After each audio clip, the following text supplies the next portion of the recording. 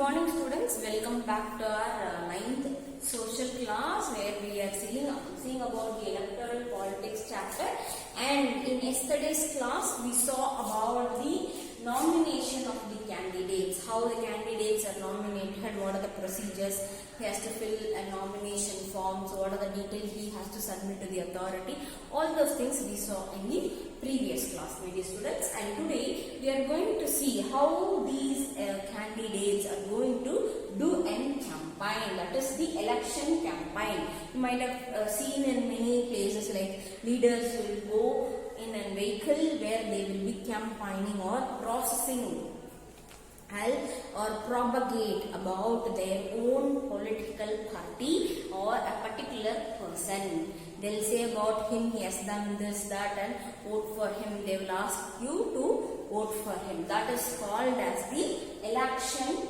campaign. Okay, so in India we have a system which is called as election campaign, which will be done in the next 2 weeks of the period between the announcement of the final list of the candidates. Okay, and it can even start before the month of the election date has been declared.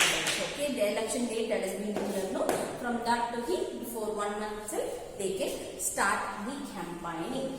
So this campaigning is being done in such a way that why it has been done is that to have a free and open discussion about a political party. So what is a political party? What they have done in the previous year, what they are going to do in the future, all those things can be discussed in this election campaign through the political party or an independent person. That is called as the election campaign. And if you see here, the duration of this period, the candidate contacts the voters. Contact the voters means he will directly come to the voter. Voter means you and me are the voters.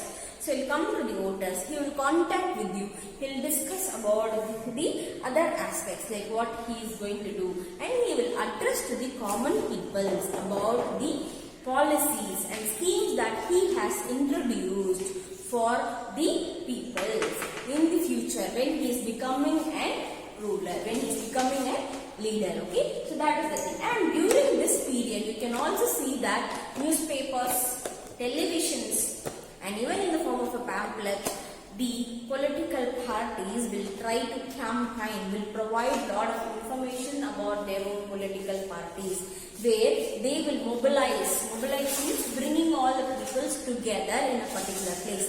They'll mobilize the common peoples and they'll start addressing over there about their achievements. Okay, so that is also done. And even newspaper, magazine also provides a lot of information about a political party, political leader, and still more it has done. Okay, so that is what is being done by the newspapers also. And this election campaign and the political parties tries to focus on certain objectives of their own aspects, okay, which can be publicly discussed. Okay, so public attention, in order to grab the attention of the common peoples also, they have certain schemes or certain welfare aspects which will be implemented by each and every party.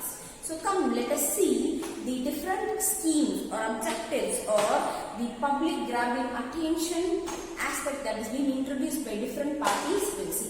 So if you see Congress is a party which has given an objective based on the Garibi Hatho. Garibi means, in Hindi, means like hunger or poverty can be said as. Okay, so they want to remove the poverty. So that is what they are focusing in the Lok Sabha election in the year of 1970. Okay, so they are focusing on the poverty, okay, to improve or promote. So they are reorganizing a policy towards the removal of the poverty. So Garibi Hatho, removal of poverty is the main objective or main grabbing attentional focus of the Congress party. Then if you see about Janata Party, Janata Party is about same democracy. They want this democratic form of government to be served. Has to prevail. Okay, and they have started even raising slogans in the next year, that is in the year of 1977. They started promoting under unknown activities, like parties promised them to commit during the emerging aspect and restore the civil liberties. They have been promising certain other aspect towards the common peoples, like Janata Party is undone with their work and they are going to excise it still more. That is, means they are going to practice this further, and during the emerging time means beginning time, which they have stopped, which they did not do. And you can find that they want the restoration of the civil right. Restoration of the civil right means they want to give the citizens the maximum rights. So that is what is the objective of the Janata Party. Then you see about the left hand. Now you cannot find this party which is existing. Very few states this left party is available. So it says it wanted to give the land to the tillers, means the person who is doing, the peasants. Tillers means the peasants. Okay. To them the land has to be given. So the left front used the slogan that land to the tillers. That means in West Bengal they are prevailing in the election which was held in the year of 1977. Okay, this also in 1977 they raised this slogan. That means the land to be given to the peasants itself, so that they will harvest really well and the grains which is being produced also will get increased based on that. And you can see this is in Andhra Pradesh, Telangana, the Telugu Desha Party. Okay, so they are saying about the protecting the self-respect. So we have, every human being has their own self-respect, right? So they want that self-respect to be protected. It has concern towards them, and that is done by N.T. Rama Rao, the leader of Telugu Desha Party in Andhra Pradesh, in the assembly election which was held in the year of 1983, where he is discussing or raising the slogan to protect the self-respect of each and everyone. So these are the things which you can see. They are concentrating on few aspects, like they are concentrating on poverty, they are concentrating on bringing an nation which is democratic, where they want to restore the rights of the citizens and other aspects. And here you can find they are giving importance for the peasants or the farmers, the land to be given to the farmers. And the next thing you see, Telugu Desha Party is concentrating on the self-respect. So they are utilizing these kind of schemes or these kind of slogans in order to grab the attentions of the common people, so that the party will be gaining large amount of votes. So this is a strategy which is being used by the political parties. And if you see, India is the best country which is in democratic. Okay, it leaves the political party to campaign and do their own campaign meetings in a free and fair manner. It does not restrict anyone to only do at this time or do at that time. So it is not restricting them. It is allowing them to do according to its own wish. But it is, in some places, it is necessary for the Election Commission as well as the Supreme Court to lay in restriction, so that the campaigning will be going on in a proper manner for the candidates as well as for the common people. So that is what it is. So what are the things in which the Supreme Court as well as the Election Commission has laid restrictions compulsory? So that is, it is based on the free and equal opportunity or equal chance for everyone. Okay. So first thing, that is the election person or the candidate should not bribe. Bribe means give money to the voters, and he should not threaten the voters. Threaten means like keeping knife on their necks and asking. It is not like that. Threatening them through, if I am not getting elected, I will not do any favorable things, like that they will threaten. So those kind of threatening should not happen. And the second thing is that appealing to the name of a caste or a religion is prohibited. That is, the person who is campaigning should not utilize any kind of caste-based aspects or any kind of religion based aspect should not be used. Okay, and that is second thing. Third thing is that they should not utilize the government resources.